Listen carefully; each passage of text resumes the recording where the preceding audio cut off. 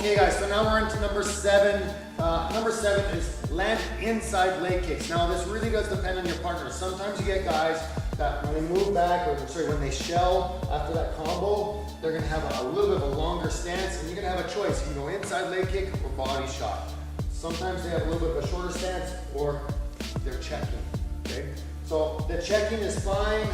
The long stance is fine, the short stance not as great. So just like that last one, if they move back, we're gonna kick that leg for sure. Anytime we feel like, oh, we gotta reach for a hook, that just means we're gonna throw a kick instead. Now for Mark, I know personally from sparring with Mark, I know when he shells short. So his feet are close together and he's ready to do that leg check. So if I'm with Mark and I do that combo and his feet, if you jump in here a little bit more, his feet are really close, this is gonna be awkward for me to throw an inside leg kick here. I'm gonna kick his knee with my toes, it's gonna hurt, it's not gonna land very, very well. But if I get in here with my combo, that rear leg kick is right there for me.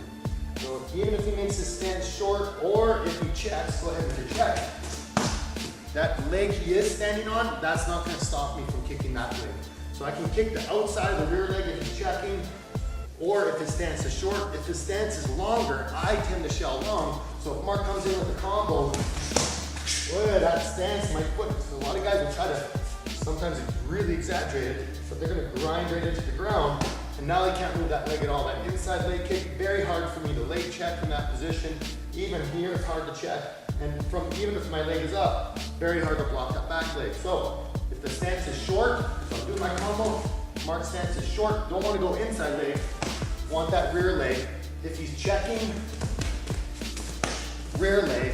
If he's got that long stance, he's just kind of waiting there, now I can get the inside leg, and that's a great one for picking apart that stance. Okay, so short, rear leg, long, inside leg. Have fun, guys.